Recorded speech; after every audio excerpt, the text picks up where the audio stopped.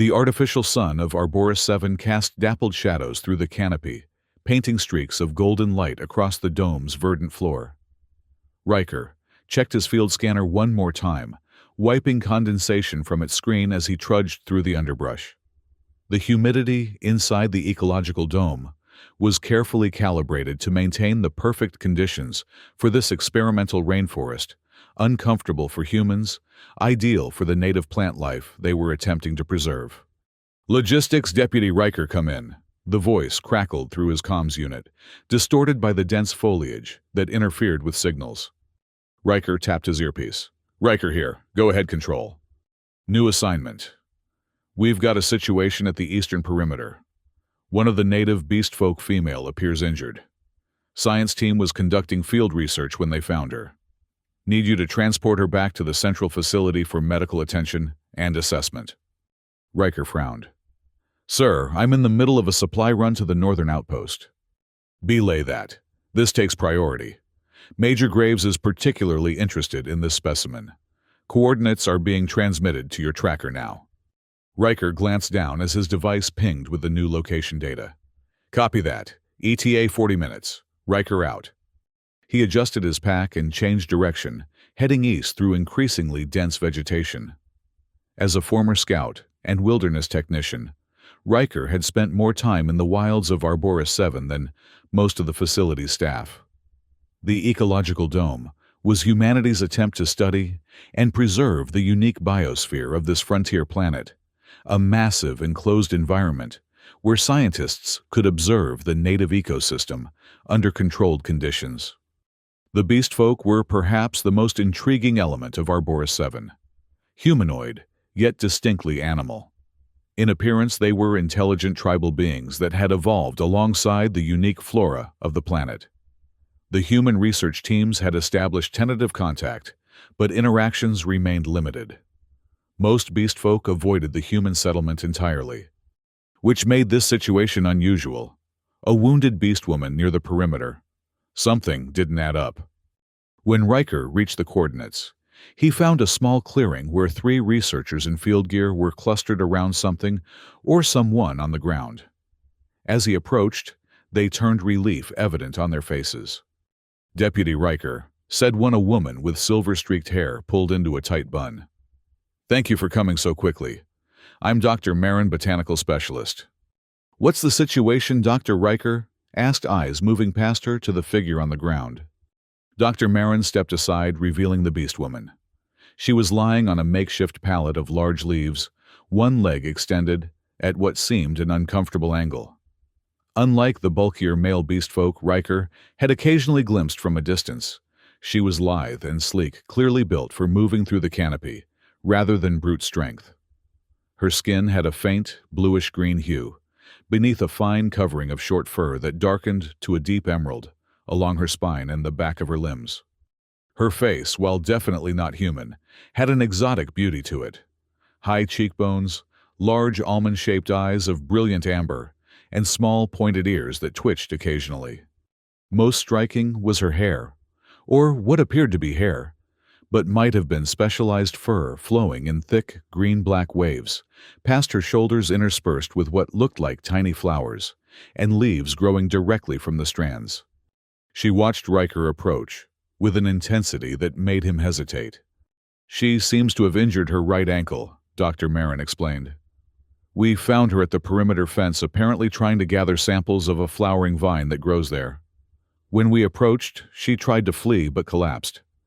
"Has she spoken?" Riker asked, kneeling to examine the Beastwoman from a respectful distance.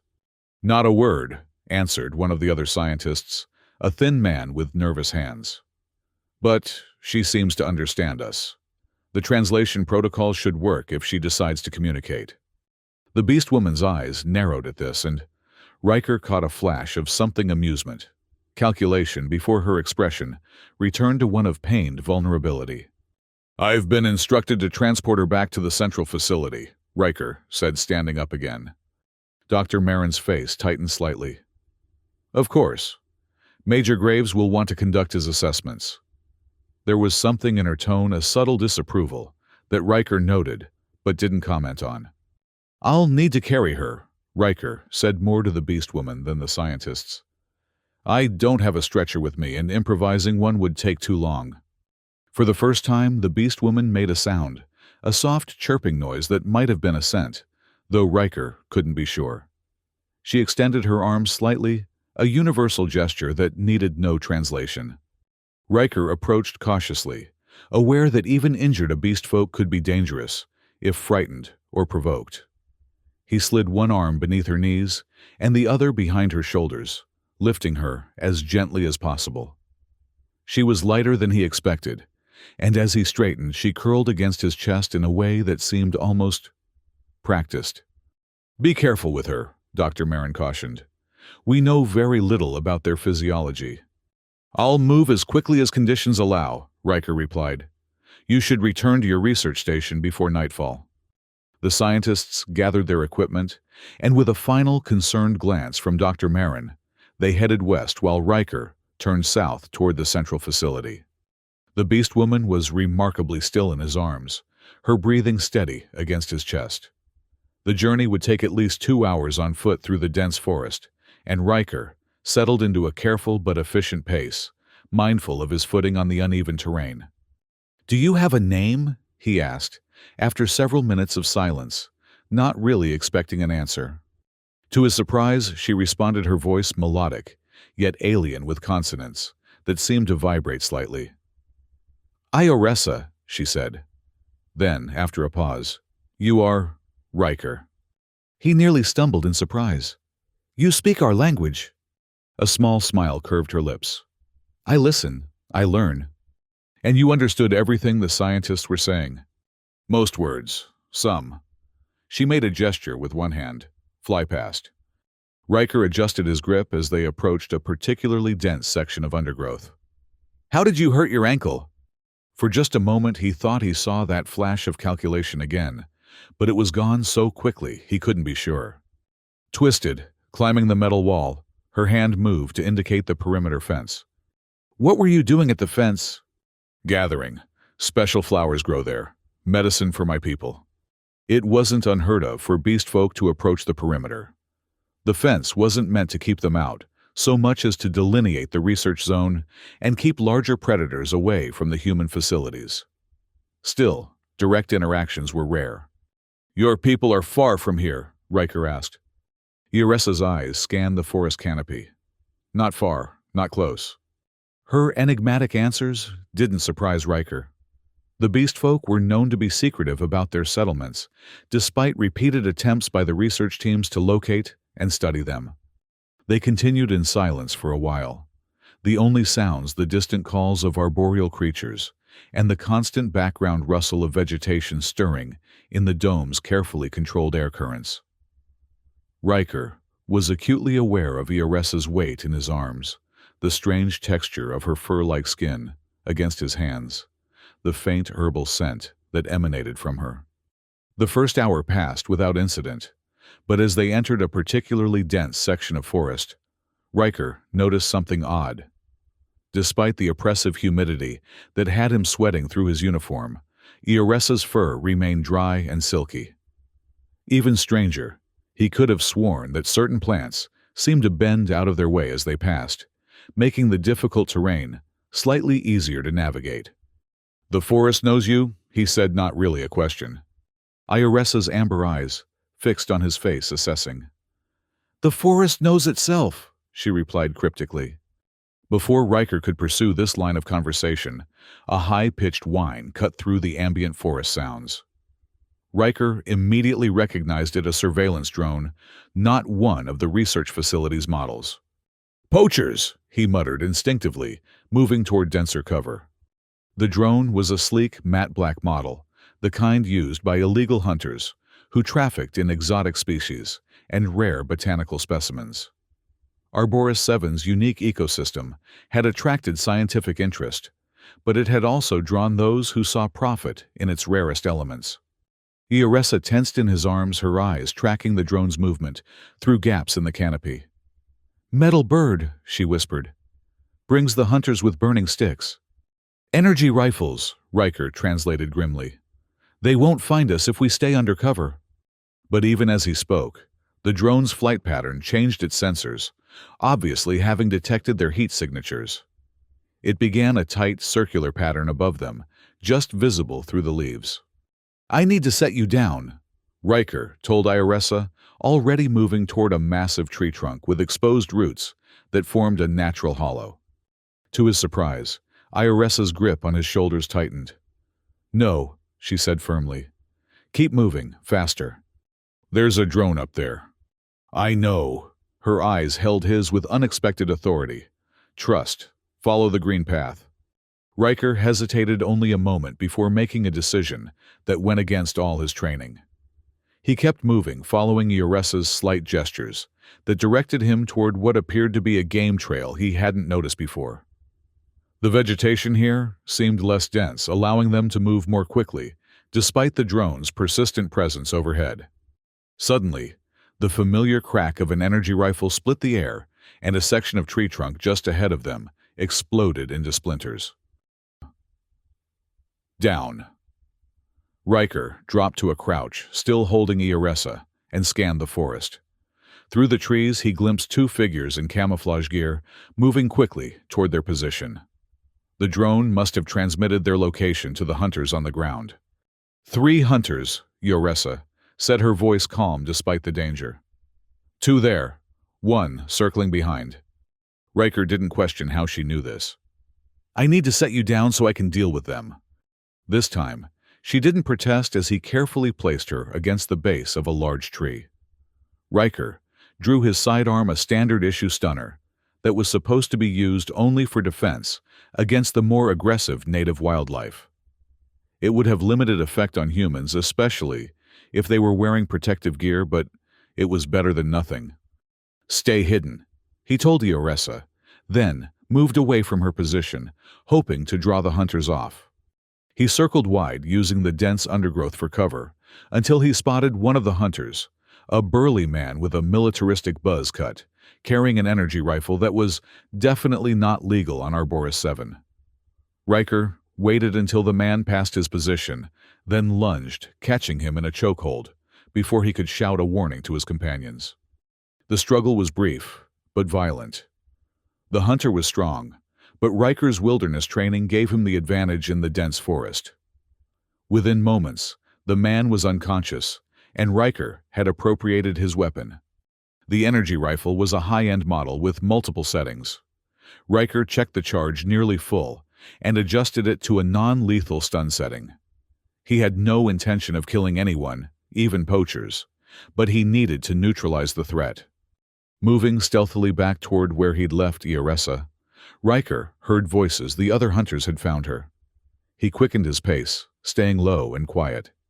When he reached the clearing, he saw the second hunter, standing over Iressa, weapon trained on her, while speaking into a comm unit. "Found one of them. Female, appears to be a forest variant. Should fetch a good price on the Zenobio market." The third hunter was scanning the area, alert for Riker's return. "What about the guy who was carrying her?" "Probably ran off when he heard us coming. These research types aren't fighters." Riker took aim and fired in quick succession. The stun blast caught the third hunter in the chest, sending him crumpling to the ground. Before the second man could react, Riker had shifted his aim and fired again. In the sudden silence that followed, Riker emerged from cover and approached Iressa, who hadn't moved from where he'd left her. "Are you hurt?" he asked, kneeling beside her. She shook her head, those amber eyes studying him with newfound interest. "You fight well for a research type." Riker couldn't help but smile. "I was a scout before I joined the logistics division. Wilderness training." He checked the fallen hunters to confirm they were only stunned, then collected their weapons. "We need to move quickly. These 3 probably have backup, and that drone is still up there transmitting our location." As if on cue, the whine of the drone grew louder as it descended for a closer look. Riker raised the energy rifle, prepared to shoot it down, but before he could fire, something extraordinary happened. A vine, impossibly fast, whipped up from a nearby tree and coiled around the drone like a striking snake.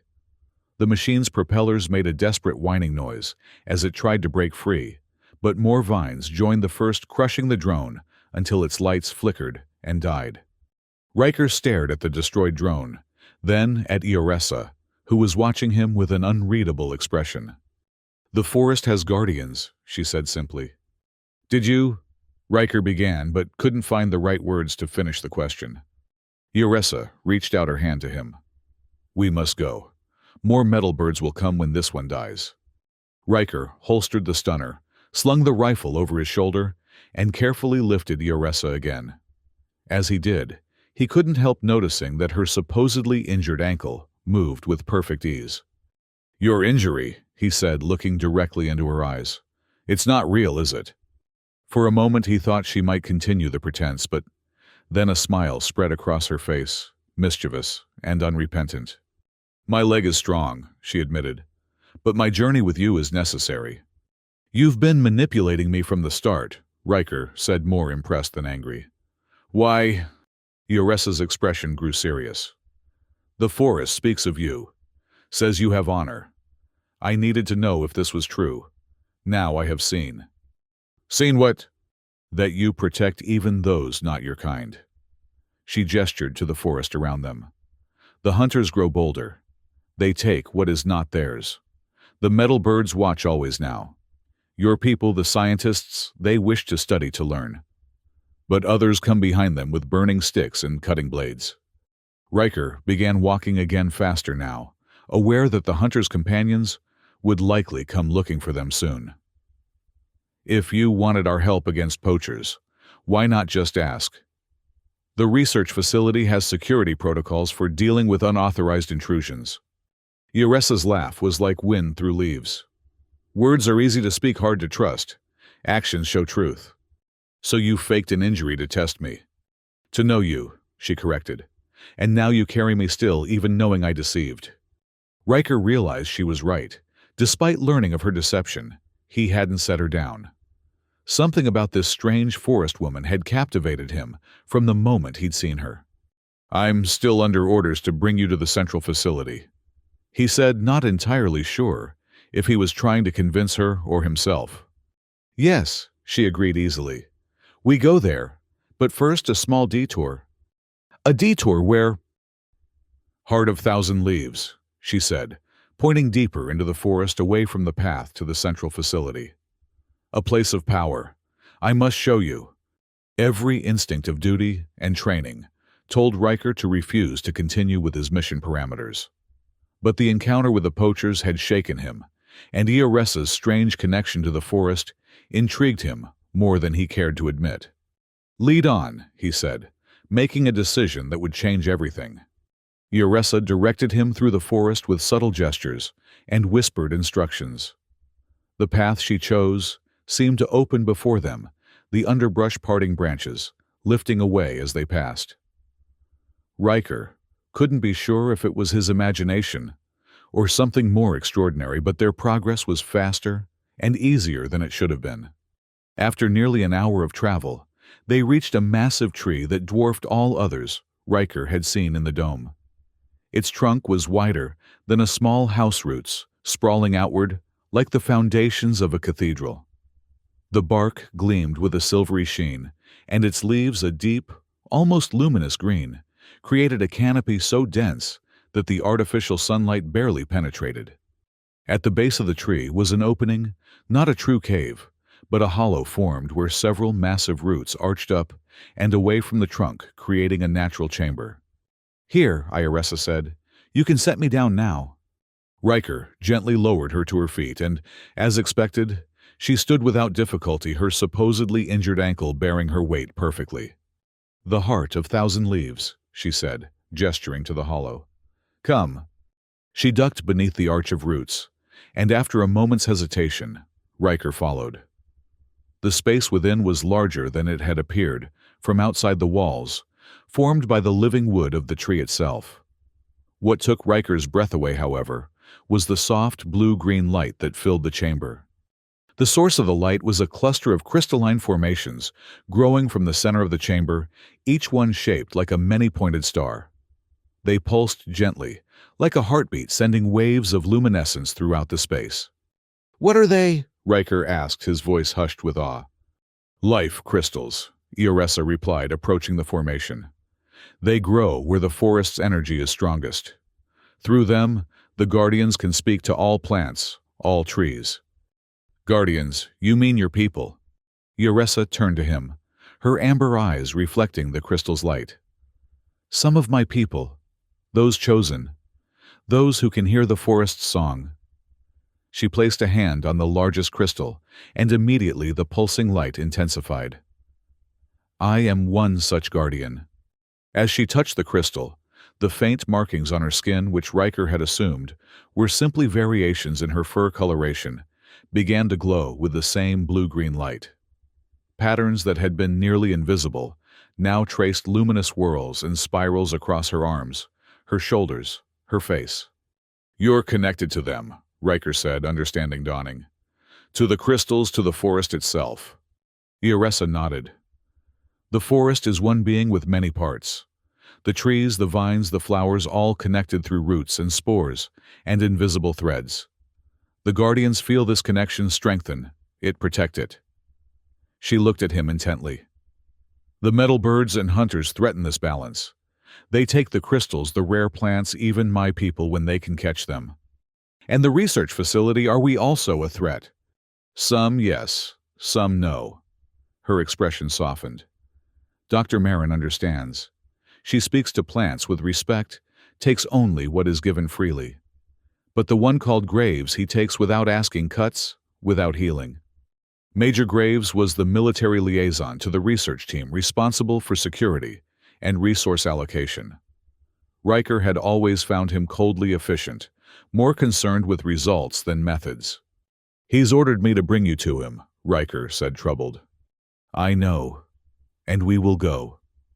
Ioressa stepped away from the crystals, though the markings on her skin continued to glow faintly. But now, you understand what you carry, not just me, but knowledge, truth. She approached him, moving with a grace that reminded Riker of a predator, though he felt no fear, only a strange anticipation. Why me? He asked. Why show me this? The forest has watched you, Riker. You walk with care. You take only what you need. You protect. She was very close now, her scent like crushed herbs and morning dew filling his senses. And now the forest needs you. Before Riker could respond, a distant boom echoed through the chamber, an explosion somewhere in the forest. Ioressa's head snapped up her ears, swiveling toward the sound.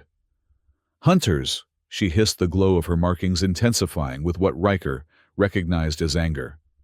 Many, with machines. Riker unslinging the energy rifle, checking its charge.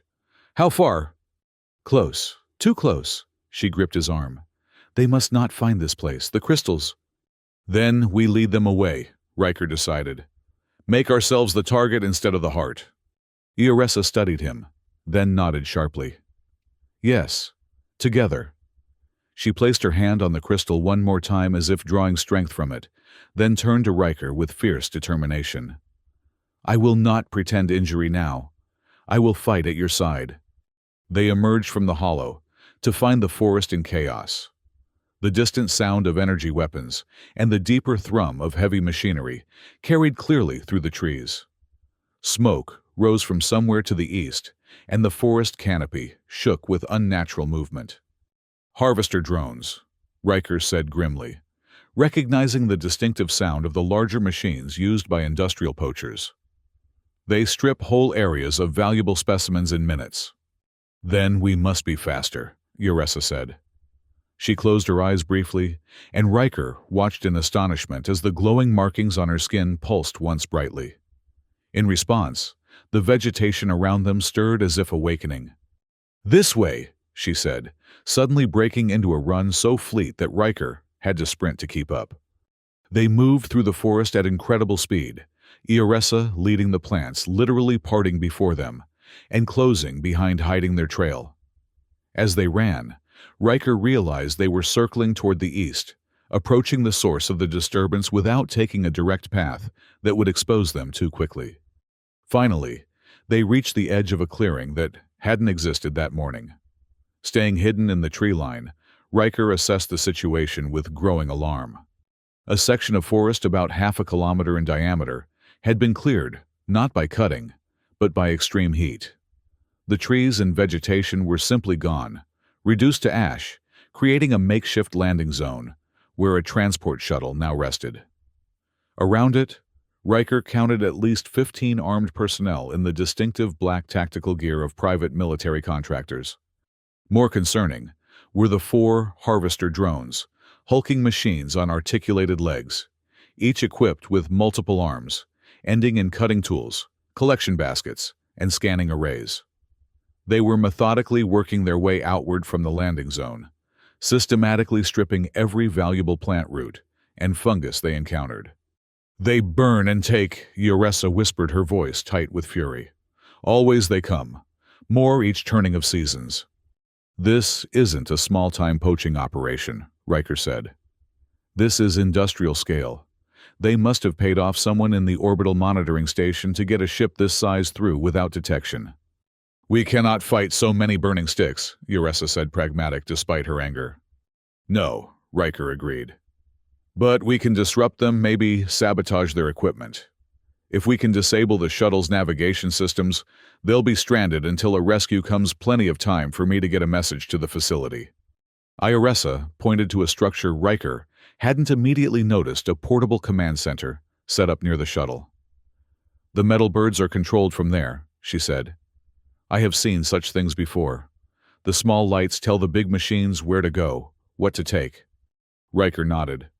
"If we can knock out their control center, the harvesters will be useless." "I can help," Yoressa said, the markings on her skin pulsing with contained energy. "The forest will help." "We'll need a distraction," Riker said, formulating a plan. "Something to draw their attention away from the command center long enough for us to get inside." Yoressa's lips curved in a predatory smile. "Distraction is simple." She closed her eyes, and the glow of her markings intensified. For a moment, nothing happened. Then, on the far side of the clearing, the apparently dead forest floor erupted. Vines, impossibly thick and fast, burst from the ground, wrapping around the legs of one of the harvester drones. The machine struggled its cutting arms, swinging wildly as it tried to free itself, but the vines kept coming more and more, until the drone toppled with a crash that shook the ground.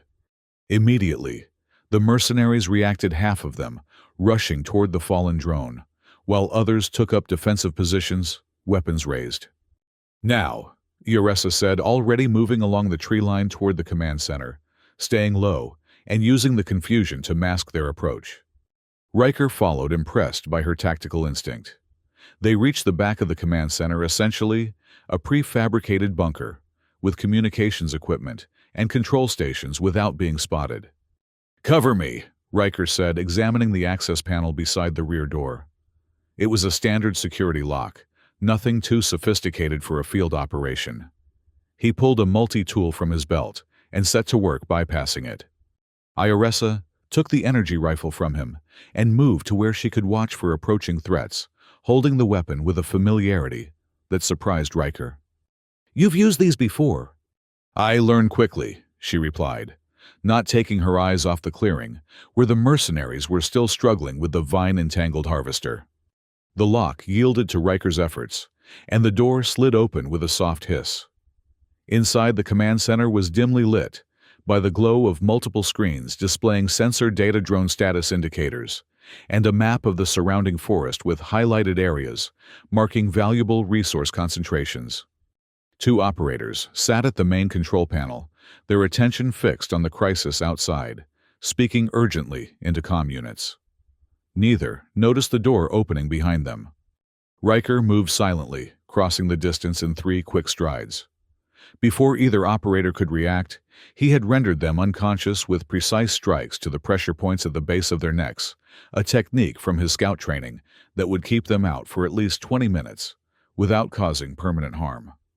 "Clear," he called softly to Yoressa, who slipped inside, closing the door behind her.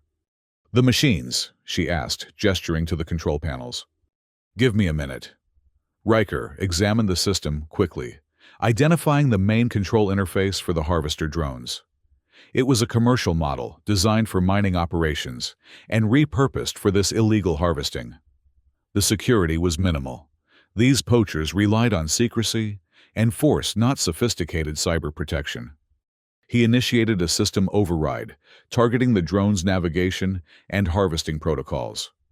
Within moments, warning lights began flashing across the control panels.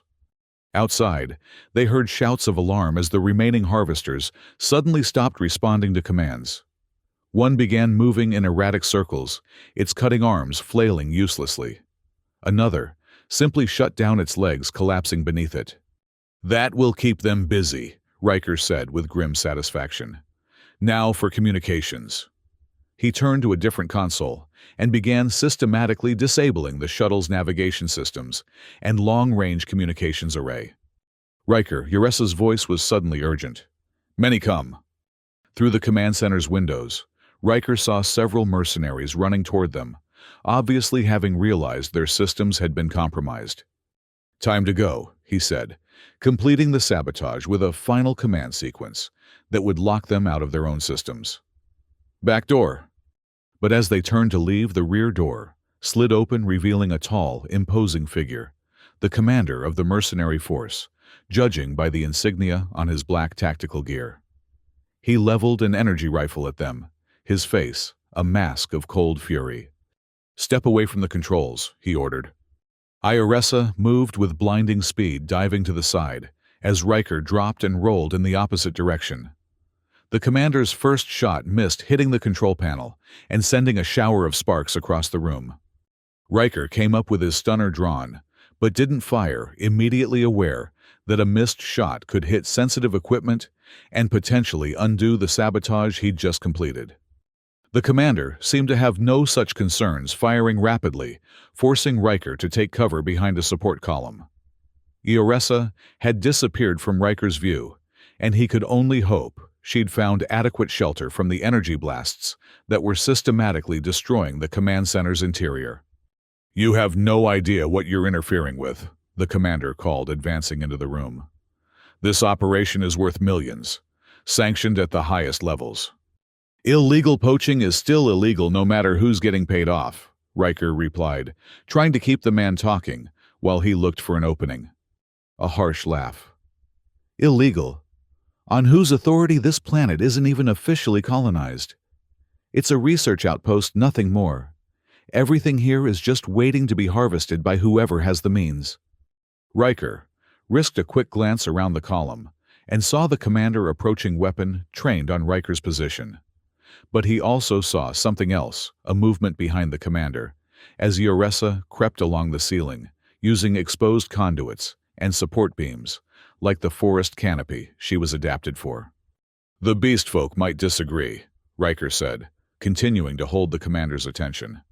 "It's their home you're destroying." "Primitive natives," the commander dismissed. "Barely sentient, worth more as specimens than conversation partners." He was close now, just a few meters from Riker's position. "Step out now, and I might let you live long enough to see what real progress looks like." "I think I'll pass," Riker said, and then called out, "Uresa now!" The commander whirled too late as Uresa dropped from the ceiling directly onto his shoulders. Her weight drove him to the ground, the energy rifle clattering away across the floor. Before he could recover, she had pinned him, one hand pressed against his throat, the glowing markings on her skin pulsing with barely contained power. "Not sentient," she hissed, her amber eyes blazing. "Not worthy of your respect. The forest remembers destroyers. The forest outlasts all who would burn and take." The commander struggled, but Uresa held him with surprising strength. Riker approached cautiously, stunner still drawn. "We need him alive," Riker reminded her, seeing the fury in her eyes. "He has information we need." Uresa held the commander a moment longer, then released him with visible reluctance. Riker immediately moved in, securing the man's hands with restraints from his field kit. "Your operation is finished," Riker told him.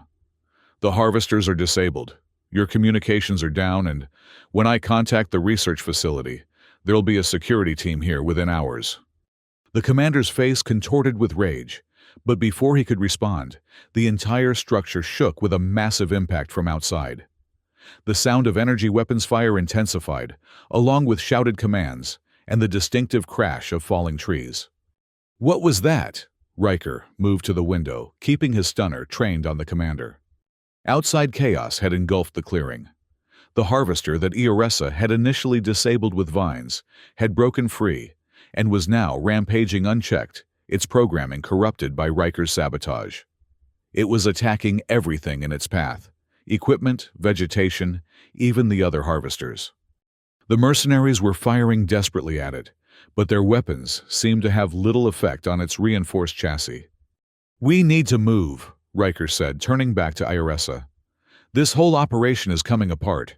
It won't be long before—" He was interrupted by another more ominous sound, the whine of the shuttle's engines powering up. The commander smiled coldly. "You think you're the only ones who can sabotage systems. The moment you accessed our network, a distress signal was sent to our backup team. That's the extraction shuttle. In 5 minutes, this entire area will be scorched clean. No evidence, no witnesses." Riker's mind raced. If the commander was telling the truth, they had minutes to get clear before the area was subjected to an orbital strike or incendiary bombardment, standard illegal poacher protocol, when an operation was compromised. "Ioressa, we have to run, now." She nodded, understanding the urgency in his voice. "The heart." "Too far," Riker said. "We need somewhere closer, somewhere defensible." The commander laughed. "Nowhere to hide in a burning forest, soldier boy." Ioressa's eyes narrowed, and then she grabbed Riker's arm. "I know a place. Ancient place. Strong walls." "Lead the way," Riker said, then turned to the commander. "You're coming with us. Insurance." He hauled the man to his feet and pushed him toward the door, keeping the stunner pressed against his back. The three of them emerged into chaos. The clearing was now a battlefield, with mercenaries firing wildly at the malfunctioning harvesters, while trying to reach the shuttle, which was hovering a few meters off the ground, its engines at full power. There. Ioressa pointed to a gap in the fighting, a path that led back into the forest to the north. They ran Riker, keeping a firm grip on the commander, who had little choice but to comply or be left to the destruction he'd helped orchestrate. Energy blasts sizzled past them, though whether they were being deliberately targeted or simply caught in the crossfire was impossible to tell. Ioressa led them deep into the forest, moving with certainty, despite the increasingly unfamiliar terrain. After several minutes of hard running, they reached what appeared to be a solid rock face covered in vines and moss. "Here," she said, brushing aside the vegetation to reveal a narrow opening, a crevice that widened into a tunnel large enough for them to enter single file. Riker pushed the commander in first, then followed with Ioressa, bringing up the rear. The tunnel was cool and dark, descending steeply into the earth. After about 20 meters, it opened into a much larger space, a chamber that left Riker staring in wonder. They were standing in what could only be described as a temple or cathedral, carved directly from the living rock. Massive pillars rose to a ceiling, lost in shadow, while the walls were covered in intricate carvings depicting forest scenes, strange symbols, and what appeared to be beast folk engaging in rituals around crystal formations, similar to those in the heart of Thousand Leaves. Most impressive was the center of the chamber, where a pool of clear water reflected the soft, blue-green light emanating from crystal formations embedded in the walls. "What is this place?" Riker asked, his voice hushed with awe.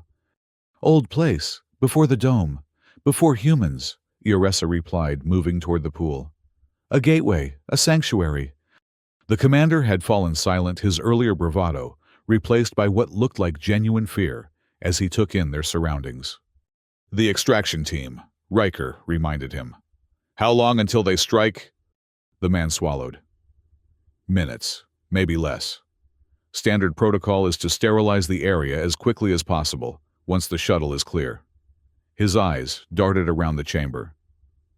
"But they can't detect us this far underground, especially with the mineral content of these rocks. They'll assume we died in the initial bombardment." "And your team, the other mercenaries?" A shrug. Acceptable losses. The company values the equipment and harvested specimens more than the personnel. Easier to hire new muscle than replace custom harvesters. Yoressa had reached the pool and knelt beside it, trailing her fingers through the water. The glowing markings on her skin reflected on the surface, creating patterns that seemed to respond to her touch. "Riker," she called softly, "come." He approached, keeping the commander in his peripheral vision. "What is it?" "The gateway can be opened. We can reach the central Nestor facility through the old paths." She looked up at him, her amber eyes solemn. "But you must decide now. Once we pass through, there is no returning the same way." Above them, even through layers of rock, they felt, rather than heard, a deep, reverberating boom, the first of the extraction team's bombardment. "Do it," Riker said without hesitation. Yoressa placed both hands, flat on the water's surface, and closed her eyes. The markings on her skin flared brightly, and in response, the crystal formations in the walls pulsed in sync. The water began to glow brighter and brighter, until the entire pool was a shimmering portal of light. "Step into the light," Yoressa instructed. "Think of your nest, your central facility. The gateway will find the path." The commander had backed against the wall, eyes wide. "You're insane if you think I'm stepping into that thing." "Your choice," Riker said coldly. "Stay here and hope the bombardment doesn't collapse this chamber, or take a chance with us." He removed the restraints, seeing no point in forcing the man to come along. The commander rubbed his wrists, looking from the portal to the tunnel entrance, calculating his odds. Another boom shook the chamber closer this time, sending small fragments of stone raining down from the ceiling. "Riker now," Yoressa urged, already stepping into the pool. The glowing water rose around her legs, but instead of wetting her, it seemed to transform into mist that enveloped her form. Riker followed without looking back to see what the commander decided. As he stepped into the pool, he expected to feel water, but instead encountered only a warm, tingling sensation, as if he were walking through an electrified fog. The world around him blurred colors running together like paint in rain. He thought of the central facility, its sterile corridors, the main plaza with its artificial pond, the security gates with their constantly scanning sensors. The mist thickened, obscuring his vision entirely, and for a moment, Riker felt weightless, directionless, as if he were floating in a sea of pure energy. Then gradually, the sensation faded, the mist thinned, and he found himself standing in a dimly lit corridor that he recognized immediately as part of the central facility's lower levels. Yoressa stood beside him, her markings still glowing faintly, though the intensity had diminished. Behind them was a blank wall, where the portal had been no sign remained of their extraordinary passage. "We made it," Riker said, somewhat stunned, that the ancient technology, if that's what it was, had actually worked. "The old ways remember," Yoressa said simply, "even when buried beneath human walls." Riker's training reasserted itself, and he quickly assessed their situation. They were in a maintenance corridor near the environmental control systems, an area rarely trafficked except by technical staff. No alarms had been triggered by their arrival, which meant the facility's security systems hadn't detected their unconventional entry. "We need to report the poaching operation," Riker said. "And your people, will they be safe from the bombardment?" "My people know the deep places, the hidden ways," Yoressa assured him. "They will survive as they have survived many such attacks." Her expression hardened. "But the forest burns. The crystals are taken. Each time, recovery grows harder." Riker made a decision. "Then we're going to stop it. Not just this attack, but all of them." He checked his comm unit, which had remained silent during their time in the forest, likely due to interference. Here in the facility, it immediately reconnected to the central network. "I need to speak to Dr. Marin first. She'll help us." Yoressa tilted her head, listening to something Riker couldn't hear. "The one called Graves approaches. Many with him, armed." Riker tensed. How could Graves possibly know they were here unless— "They've been tracking us all along," he realized. "Or tracking you specifically." Yoressa's eyes widened.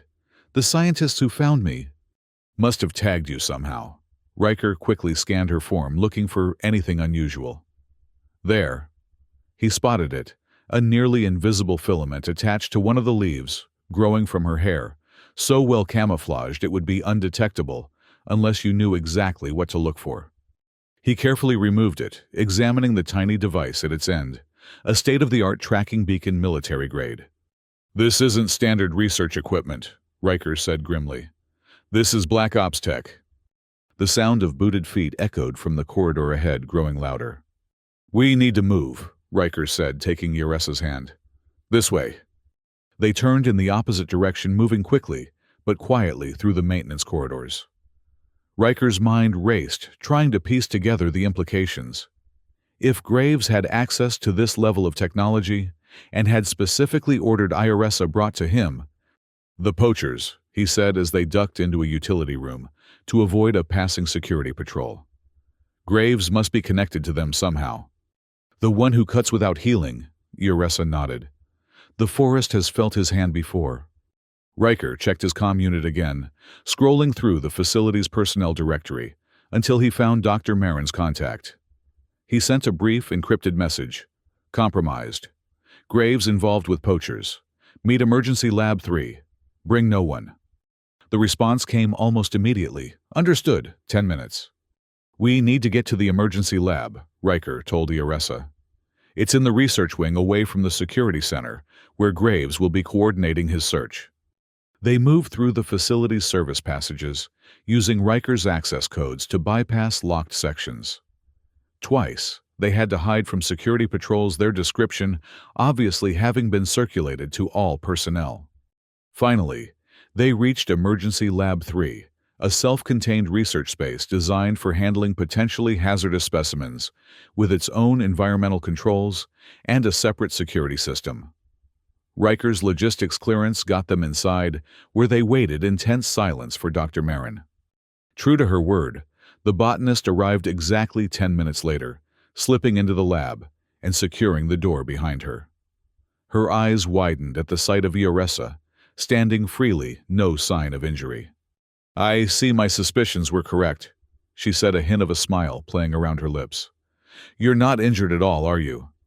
"Your perception is keen," Yressa acknowledged. "The forest speaks well of you, Dr. Marin." The scientist inclined her head at the compliment, then turned to Riker.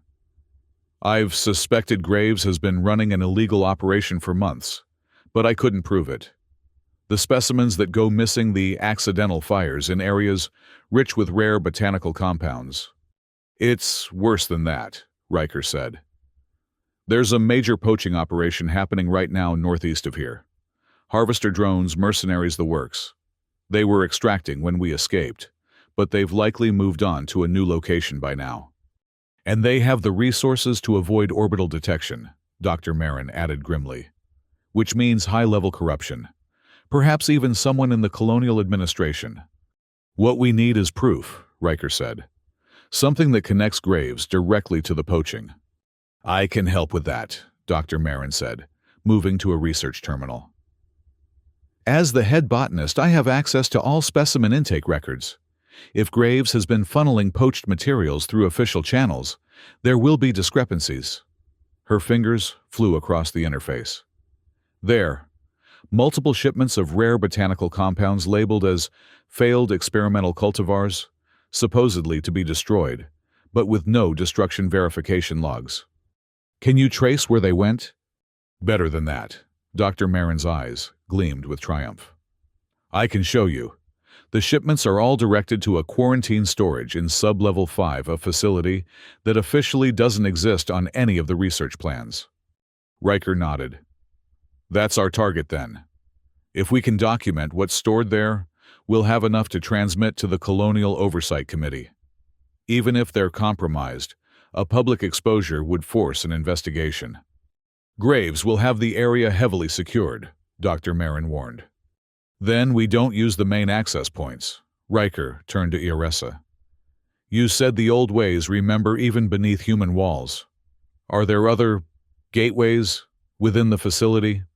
Yressa closed her eyes, the markings on her skin glowing faintly, as she seemed to listen to something beyond human perception. Yes, deep, where water flows into Earth. The old path remains. The waste treatment plant, Dr. Marin translated. It's built over an underground spring that feeds into the forest ecosystem. We use it for irrigation after purification. Can you guide us there? Riker asked Iressa. She nodded. The water remembers its path. They left the emergency lab cautiously, with Dr. Marin leading the way. As a senior researcher, her presence in the corridors wouldn't immediately raise alarms, and she could provide cover if they encountered security personnel. The journey to the waste treatment plant was tense but uneventful. When they arrived, Dr. Marin used her access card to admit them to the facility, a vast chamber filled with filtration equipment holding tanks and a complex network of pipes.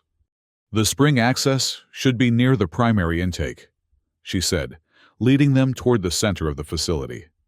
Iressa moved with increasing confidence as they approached her connection to the natural systems, apparently strengthening. Here, she said, stopping beside what appeared to be an ordinary maintenance hatch in the floor. The old path lies beneath.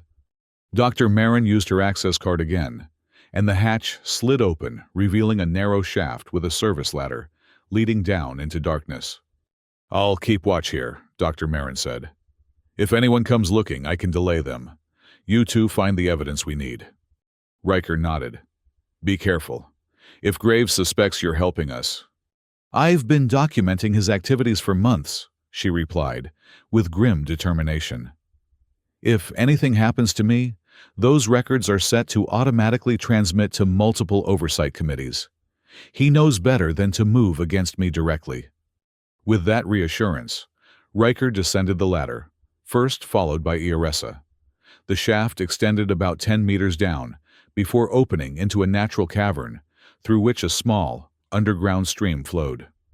The walls glittered with the same crystalline formations they had seen in the heart of Thousand Leaves, though smaller and less concentrated.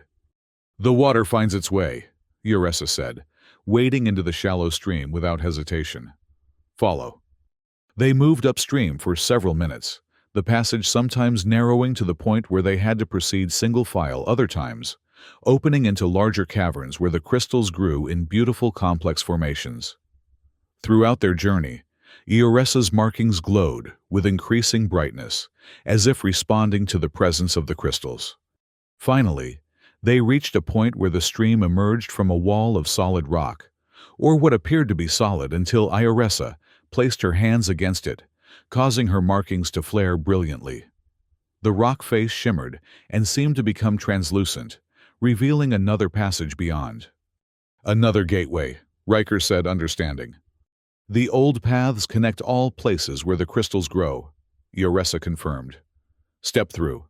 Think of your destination, the hidden storage. Riker concentrated on the quarantine storage, as described by Dr. Marin, imagining a secure facility filled with illegally harvested specimens. He stepped forward, experiencing again that strange sensation of walking through electrified mist before emerging into near-total darkness. As his eyes adjusted, he realized they were in a small maintenance alcove. Beyond it, visible through a reinforced glass panel, was a large chamber filled with storage units, laboratory equipment, and most damning of all, several of the crystalline formations they had seen in the heart of Thousand Leaves now contained in specialized environmental chambers. The heart crystals, Iressa whispered, her voice tight with anger. Torn from the forest caged in dead metal. Riker examined the security panel beside the door, leading into the main chamber. It required a high-level access code, something beyond his logistics clearance. We need to document everything we can see from here, he said, activating the recording function on his comm unit. Even if we can't access the main storage area, this is evidence of unauthorized research. As he was recording, focusing on the crystal containment units, a door on the far side of the chamber slid open. Riker quickly pulled Iressa deeper into the alcove, out of sight. Major Graves entered accompanied by 2 security officers and a civilian in an expensive corporate suit, not someone Riker recognized from the research facility. As you can see, Mr. Alvarez, the extraction has been quite successful, Graves was saying. The crystalline formations retain their energy potential even after removal from their growth medium. Preliminary testing suggests they could revolutionize our power generation capabilities. The corporate man Alvarez nodded appreciatively. And the natives, you've secured specimens as requested. One female has been tagged and is being tracked, Graves replied. She's currently somewhere in the facility with one of our logistics personnel, a minor complication that's being addressed. Once captured, we can proceed with the physiological studies as planned. Riker felt Ioressa tense beside him, her markings pulsing with barely contained fury. Excellent, Alvarez said. The board will be pleased. With both the crystal technology and the biological adaptations of the natives, Alvarez Industries stands to secure exclusive development rights for the entire Arborist system. Riker had heard enough. He adjusted his comm unit to transmit the recording directly to Dr. Marin's secure channel, along with a text message, "Evidence secured. Graves and Alvarez Industries CEO present. Transmit to oversight immediately." The confirmation came seconds later. "Transmitting now. Get out of there." But before they could retreat, an alarm began blaring throughout the facility. Graves' comm unit activated, and even from their hiding place, Riker could hear the urgent message. "Security breach detected in waste treatment. Dr. Marin has been apprehended attempting to transmit restricted data." Graves turned to Alvarez, his expression hardening. "We have a situation. The botanist has been interfering again." "Eliminate the problem," Alvarez said dismissively. "And find that native specimen. My transport leaves in 3 hours, and I want all assets secured by then." Riker and Ioressa exchanged glances, their situation suddenly far more dire. Dr. Marin had been captured possibly before completing the transmission. They were trapped in a secure sublevel, with Graves and Alvarez just meters away, and the entire facility was now on high alert. "We need a distraction," Riker whispered. Ioressa's eyes gleamed in the dim light, her markings pulsing rhythmically. "The heart crystals," she said. "They are still connected to the forest even here. I can wake them." Before Riker could ask what she meant, Ioressa closed her eyes and pressed her hands against the glass panel, separating them from the main chamber. Her markings flared with sudden blinding intensity, and in response, the crystalline formations in the containment units began to glow. Inside the main chamber, Graves and Alvarez turned in alarm as the crystals pulsed with increasing power, the light building to an almost painful brightness. Then, with a sound like shattering glass, the containment units exploded, releasing the crystals. Chaos erupted. Emergency systems activated, spraying fire suppressant throughout the chamber. Security officers drew weapons, firing blindly at the floating glowing crystals that now moved with purpose, as if directed by an unseen hand. "Now," Riker said, using his access card to open the maintenance door. "We need to get to Dr. Marin." They slipped into the corridor beyond the storage facility, moving quickly toward the nearest elevator shaft. Security would be focused on the disturbance in the quarantine storage, giving them a brief window to reach the upper levels, where Dr. Marin was likely being held. As they reached the elevator, Ioressa suddenly staggered, her markings dimming. "The connection drains me," she gasped. "Too far from the forest, from the great crystals." Riker supported her concern, evident on his face. "Hold on. We'll get you back to the forest as soon as we can." The elevator carried them to the main research level, where they cautiously emerged. The facility was in disarray, with security personnel rushing in all directions, responding to the multiple crises unfolding simultaneously. Using his knowledge of the facility's layout, Riker led them toward the security center, where detained personnel would be processed. They moved from cover to cover, avoiding the main corridors where patrols were heaviest. As they approached the security center, they encountered an unexpected ally, one of Dr. Marin's research assistants, who recognized Riker. "Deputy Riker, you're being hunted everywhere," the young scientist said in a hushed voice. "They've taken Dr. Marin to Interrogation Room 3. Graves himself is questioning her." "We need to get her out," Riker said. "Did her transmission go through?" The assistant nodded. Partially. Enough to trigger an automatic investigation, but not the full evidence package. She managed to encrypt and hide that before they caught her. Where? In her personal database keyed to her biometrics. Without her, we can't access it. Riker thought quickly. We need a diversion, something big enough to pull security away from the interrogation rooms. The assistant's eyes widened. The environmental controls. If I trigger a containment breach alarm in the biohazard lab, all security personnel will be redirected there by protocol. It would give you maybe 5 minutes before they realize it's a false alarm. Do it, Riker decided. We'll move as soon as the alarm sounds. The assistant hurried away, and Riker and Iressa positioned themselves in an alcove near the security center waiting. Iressa's condition had stabilized, but her markings remained dim, her connection to the forest's power weakened by distance and the artificial environment. Minutes later, a different alarm blared through the facility, the distinctive 3-tone warning that indicated a biohazard containment breach. Immediately, security personnel began rushing from the security center toward the research wing, following emergency protocols. Now, Riker said, and they slipped into the security center. The normally staffed entrance was deserted, the emergency having drawn all personnel to their response stations. They moved quickly through the processing area to the corridor leading to the interrogation rooms. Outside Interrogation Room 3, a single guard remained looking conflicted about leaving his post, despite the facility-wide alert. Riker didn't give him time to decide. Moving with the speed and precision of his scout training, he approached from behind and rendered the guard unconscious with a precise strike.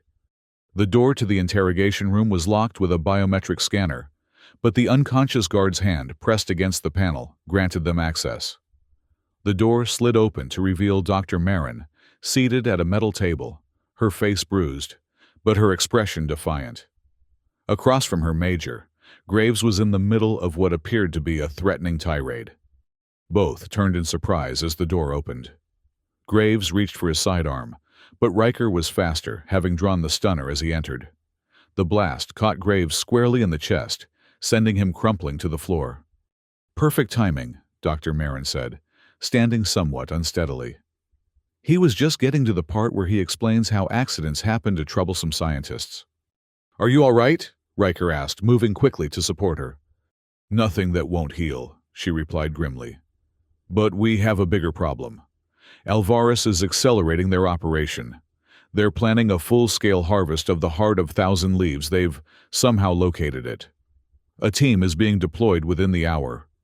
Iressa's reaction was immediate and visceral, her markings flaring briefly, despite her weakened state. They cannot take the heart. The forest will die. We need to get back to the forest, Riker said. Is there time to reach the waste treatment plant? Dr. Marin shook her head. All main access points will be locked down during the alert. We'd never make it there undetected. Iressa stepped forward, placing a hand on Graves' unconscious form. He knows the path they will take. His mind holds the plans. You can't read his thoughts, Riker said. No. Iressa agreed. But the crystals can read his body. The fear, the anticipation, the knowledge of what is to come, it leaves traces in blood and breath. She closed her eyes, her markings pulsing weakly as she maintained contact with Graves. After a moment, she opened her eyes. I know their path. They go by air-flying machines. Small fast. They land at the burning place we saw, then move to the heart by foot. 20 sun parts from now. 20 minutes, Dr. Marin translated. That doesn't give us much time. We'll never make it on foot, Riker said. We need transportation. Dr. Marin's expression turned calculating. The research shuttle. It's prepped for a botanical collection mission tomorrow morning. All systems should be online and ready. Can you pilot it? Riker asked. Better than that, she replied with a hint of pride. I designed the autopilot system specifically for low-altitude forest canopy navigation. We just need to input coordinates. Then let's move, Riker said, checking the corridor outside. The false alarm won't distract them much longer. With Dr. Marin leading the way, They navigated through service corridors and emergency exits, avoiding the main thoroughfares where security would be heaviest. Ioressa moved with growing difficulty the artificial environment of the facility, clearly taxing her connection to the forest's energy. They reached the shuttle bay without incident, a stroke of luck Riker attributed to the general chaos engulfing the facility. The research shuttle was where Dr. Marin had indicated, a sleek craft designed for atmospheric flight, with specialized sensors for botanical research extending from its undercarriage. "The pre-flight checks have already been completed," Dr. Marin said as they boarded. "We just need to override the launch authorization." She moved to the pilot's console and began typing rapidly, bypassing security protocols, with an expertise that suggested she'd considered this contingency before. Riker secured the hatch behind them, then joined her at the controls. "Authorization overridden," Dr. Marin announced. "Inputting coordinates for the poacher's landing zone." She glanced at Ioressa, who was now seated in one of the passenger chairs, her breathing labored. "We need to get her back to the forest quickly. The separation is affecting her badly." The shuttle's engines hummed to life, and the bay doors began to open automatically in response to the launch sequence. Through the view screen, Riker could see security personnel rushing into the bay, alerted to their unauthorized access. "Too late," Dr. Marin said with satisfaction, as the shuttle lifted off, slipping through the partially open bay doors and accelerating away from the facility. They climbed rapidly the dome's transparent upper section, allowing them to pass through without slowing. Once clear of the dome, Dr. Marin set a course for the coordinates Ioressa had extracted from Graves' subconscious knowledge. "ETA 3 minutes, she announced. "The shuttle's sensors are detecting a significant heat signature at the target location. Looks like they've resumed the burning protocol." Riker moved to where Ioressa sat, her condition visibly improving as they approached the forest. The markings on her skin were beginning to glow more strongly, and her breathing had eased. "The forest calls," she said, looking out the view screen at the vast expanse of trees below. "It feels the burning, the cutting. It cries out." As they approached the landing zone, the full extent of the destruction became apparent. The clearing had been expanded significantly, with at least a square kilometer of forest, now reduced to smoldering ash. In the center, a larger transport craft had landed, surrounded by harvester drones and armed personnel. "They're already mobilizing toward the heart." Riker observed watching teams of mercenaries moving out from the landing zone in a disciplined formation. "We need to get ahead of them." "The shuttle's too large to land in the intact forest," Dr. Marin said. "We'll have to set down at the edge of the clearing and proceed on foot." "No time," Ioressa said, rising from her seat with renewed strength. "The crystals in this flying nest, I sense them. The same power that drives the harvesters." Dr. Marin nodded. "Yes, we use crystal-based power cells for all our research equipment. They're the most efficient energy source for long-duration fieldwork." "I can guide them," Ioressa said, approaching the shuttle's control panel, "as I guided the heart crystals in the cage room." She placed her hands on the console, and immediately her markings flared with brilliant light. The shuttle's instruments flickered momentarily, then stabilized as Ioressa established her connection with the power systems. "There," she said, pointing to a section of seemingly intact forest, about a kilometer from the heart of Thousand Leaves. "A hidden place. We can land there." Dr. Marin looked skeptical, but adjusted their course as indicated.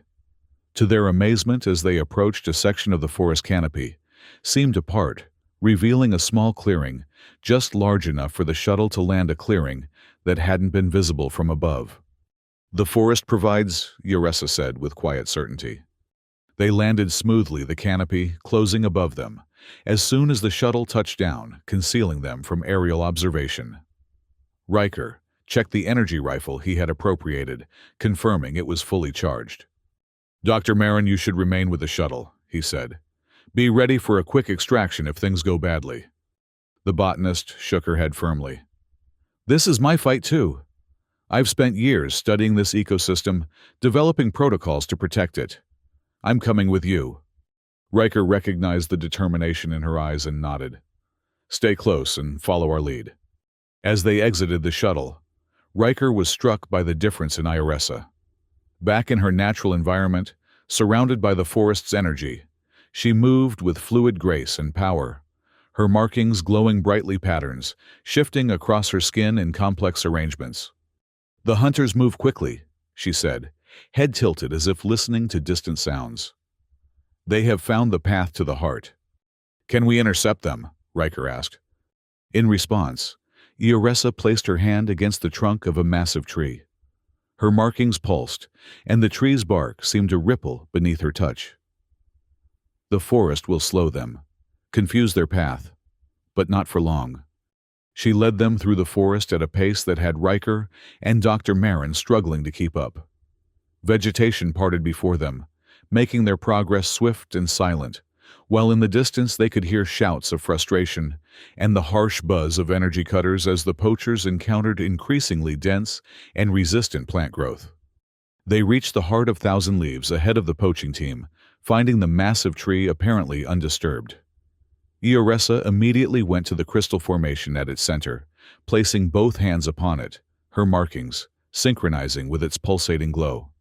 "What's the plan?" Riker asked, taking up a defensive position near the entrance to the hollow. "The heart must be protected," Ioressa said without turning.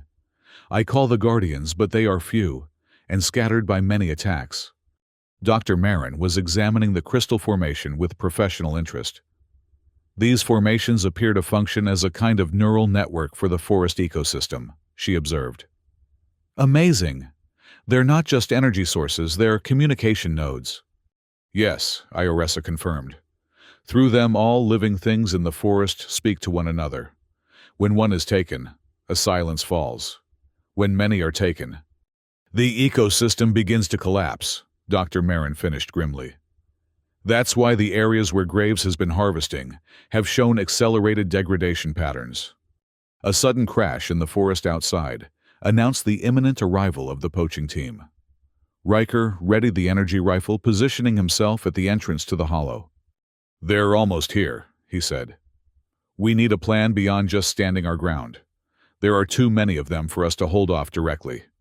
Ioressa turned from the crystal formation, her eyes glowing with the same blue-green light.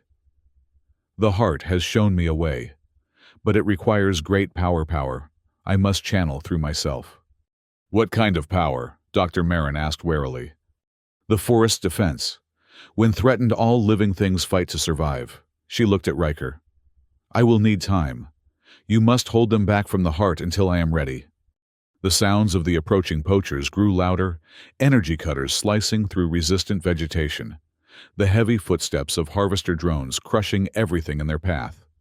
"Whatever you're going to do, do it quickly," Riker said, moving to the entrance of the hollow.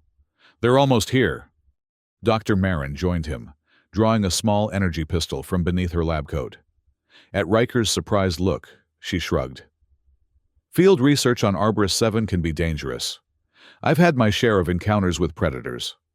The first of the poachers appeared at the edge of the clearing, surrounding the great tree mercenaries, in the same black tactical gear they had encountered earlier, armed with heavy energy rifles.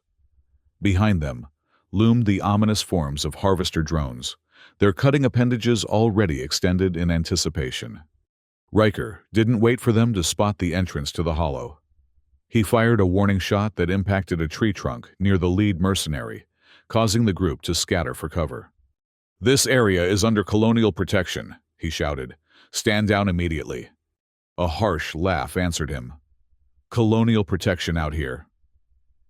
The speaker stepped forward, a commander similar to the one they had encountered earlier, likely from the same private military contractor. "There's nothing out here but resources waiting to be harvested, Scout Boy. Those resources are part of a protected ecosystem, vital to both scientific research and the native inhabitants," Dr. Marin called out. "Your harvesting activities are causing irreparable damage." Save the environmental speech for someone who cares," the commander replied. "We have extraction quotas to meet. If you step aside now, we might let you live to write a strongly worded report about it." Behind them, inside the hollow, Ioressa's connection with the heart crystal had intensified. The blue-green light had enveloped her completely, her form barely visible within the radiant cocoon of energy. "We need to buy more time," Riker muttered to Dr. Marin. "Keep them talking while I try to flank their position." Before either could make a move, however, the commander gave a signal, and the mercenaries opened fire. Energy blasts impacted around the hollow entrance, forcing Riker and Dr. Marin to duck back inside. "So much for diplomacy," Dr. Marin said, returning fire with her small pistol. "We need a new plan." The mercenaries were advancing methodically, using the trees for cover as they worked their way closer to the hollow. Behind them, the harvester drones began cutting through the outer perimeter of vegetation surrounding the great tree, their mechanical arms making short work of even the largest plants. Riker fired controlled bursts, forcing the mercenaries to keep their heads down, but he knew it was only a temporary measure. They were outnumbered and outgunned, and eventually, the poachers would overwhelm their position. "Ioressa, whatever you're doing, we're running out of time," he called over his shoulder. Inside the hollow, the cocoon of energy surrounding Ioressa had grown even brighter tendrils of blue-green light, now extending from her body into the crystal formation, which pulsed in rhythm with her glowing markings. Her eyes were fully illuminated, her expression one of intense concentration. "Almost ready," she replied, her voice echoing oddly, as if multiple voices were speaking in unison. The forest gathers its strength. Outside, the commander grew impatient with the slow progress. "Bring up the heavy cutter," he ordered. "We're wasting time with this nonsense." One of the harvester drones detached from the group, its configuration shifting as additional cutting implements extended from its chassis. This was clearly a specialized model designed for rapid extraction of larger specimens. "They're bringing in something big," Riker warned. "We can't hold them off much longer." The specialized drone approached the great tree, its cutting arms spinning up to full power. The sound was deafening, like a dozen energy saws operating simultaneously. When it reached the tree, it began carving into the ancient bark with terrifying efficiency, sending huge chunks of living wood flying in all directions. Inside the hollow, the effect was immediate. The entire chamber shook, and the crystal formation flickered erratically. Ioressa cried out in pain, her connection to the heart momentarily disrupted. "They're damaging the tree," Dr. Marin shouted. "If they sever the connection between the roots and the crystal formation, the entire network could collapse." Riker made a split-second decision. "Cover me!" he told Dr. Marin, then darted out of the hollow's entrance, firing continuously at the specialized drone. The energy blasts impacted the drone's reinforced chassis, causing minimal damage, but drawing its attention away from the tree. It turned ponderously, its sensors locking onto Riker as a threat to be eliminated. Exactly as he'd intended. The drone abandoned its attack on the tree and began pursuing Riker, who moved nimbly between the trees, staying just ahead of its cutting arms, while continuing to fire at its less protected joints and sensor arrays. Inside the hollow, Ioressa had recovered from the momentary disruption. "Now," she said, her voice resonating with power, "the forest defends itself."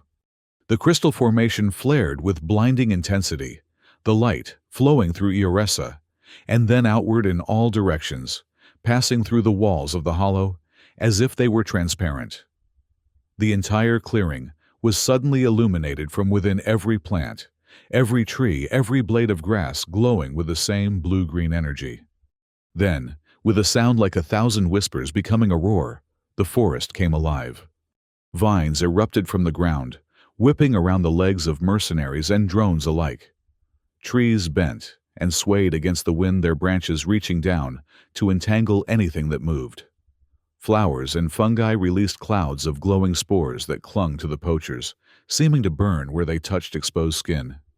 The specialized drone that had been pursuing Riker suddenly found itself engulfed in vegetation vines and roots wrapping around its cutting arms, immobilizing them before targeting the joints and power couplings with unerring precision. Riker watched in awe as the forest itself became a battlefield, with every plant acting in concert as part of a unified defense. The mercenaries were firing wildly now, trying to burn away the grasping vegetation, but for every vine they severed, 10 more appeared. The commander was shouting into his comm unit, calling for an emergency extraction, when a massive root erupted from the ground beneath him, coiling around his body and lifting him high into the air. Similar fates befell the other mercenaries, each captured by the suddenly animate forest. Within minutes, the battle was over. The harvester drones lay in pieces dismantled by vegetation that had found every weakness in their armored shells. The mercenaries hung suspended in the grasp of roots and vines, their weapons either crushed or dropped during their capture. Riker returned to the hollow to find Ioressa still connected to the heart crystal, though the intensity of the light had diminished somewhat. Dr. Marin stood nearby, her expression a mixture of scientific fascination and awe. "The network is stabilizing," she said as Riker entered. "What we just witnessed, it's beyond anything recorded in any xenobotanical study. A completely coordinated ecosystem-wide defense response." "The forest guards itself when awakened," Ioressa said, slowly disconnecting from the crystal. As she stepped away, the glow of her markings gradually returned to a more normal intensity. "But the awakening takes great power and cannot be maintained for long." "What happens to the poachers?" Riker asked, gesturing toward the suspended mercenaries outside. "The forest will hold them until your people come to take them away," Ioressa replied. "But they should not remain here long. The plants cannot maintain this state of awareness indefinitely." "I'll contact the Colonial Oversight Committee directly," Dr. Marin said. "Now that we have physical evidence of the poaching operation, along with my documentation of Graves' involvement, they'll have to send an investigative team." "And Alvarez?" Riker asked. "He's likely already preparing to leave the planet." "Too late," Dr. Marin said with grim satisfaction, checking her comm unit. "My partial transmission was enough to trigger an automatic lockdown of all outgoing vessels. No one leaves Arboris 7 until the investigation is complete." Ioressa approached the entrance to the hollow, looking out at the captured poachers and the forest that still pulsed with fading blue-green energy. "The heart is safe for now, but the wounds remain." She turned to Riker, her amber eyes serious. "Your people must understand. The forest is not just plants and animals. It is one being, one mind stretching across the land. What you take from one place, all places feel." "I think we've learned that lesson today," Riker said, placing a hand on her shoulder. "And I promise you, things will change." 3 days later, Riker stood at the edge of the landing pad outside the central facility, watching as the Colonial Investigative Team's shuttle departed with Major Graves and several other facility personnel in custody. Alvarez had also been arrested, his corporation now facing serious charges of environmental crimes and illegal biopiracy. Dr. Marin approached, looking tired but satisfied. "The Oversight Committee has approved my proposal for a complete revision of our research protocols," she said. "From now on, all botanical sampling will be conducted with the guidance and approval of the Beastfolk." "And the Heart of Thousand Leaves?" Riker asked. "Designated as a protected sacred site off-limits to all but approved guardians," she smiled. "Speaking of which, your new assignment has been confirmed." Riker nodded, feeling a sense of rightness about the decision he'd made. After the events at the Heart, he had requested a transfer from the Logistics Division to a newly created position, Liaison Officer, to the Beastfolk, tasked with building cooperative relationships between the human researchers and the native inhabitants of Arboris 7. "Have you told her yet?" Dr. Marin asked. "I'm about to," Riker replied. "She's waiting at the eastern perimeter." Dr. Marin gave him a knowing look. "I'm not entirely convinced her ankle was ever actually injured, you know." Riker laughed. "Neither am I, but I'm glad I carried her anyway." He made his way through the facility and out to the eastern perimeter, where the research dome interfaced with the natural forest beyond. Ioressa was waiting as promised, sitting cross-legged on a fallen log, her markings glowing softly in the dappled shade. She looked up as he approached, a smile spreading across her face. "Riker, your steps sound lighter today." I've been reassigned, he told her, sitting beside her on the log. I'm to be the official liaison between the research facility and your people, if you'll have me. The forest has already accepted you, she said, placing her hand over his. The Guardians will welcome your help in healing the damaged places. And you, Riker asked, will you welcome me too? Ioresa's amber eyes sparkled with mischief. Perhaps, though I may need you to carry me from time to time. Your ankle again, he asked with a raised eyebrow. She laughed, the sound like wind through leaves. No, but I enjoyed being in your arms. Riker smiled, taking her hand in his. Then I'll carry you whenever you ask.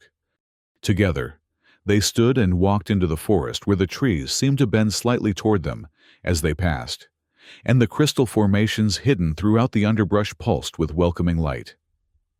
The forest recognized them, the Guardian and the Protector, and opened its paths before them, leading them toward a future neither could have imagined when Ioresa first pretended to be injured. The alien Beastwoman had faked an injury, so he would carry her everywhere, but in doing so she had carried him into a new world of understanding, one where humans and beastfolk technology and nature could find balance and harmony together. It was a journey just beginning, and they would walk it side by side, step by step into the heart of the living forest that now embraced them both.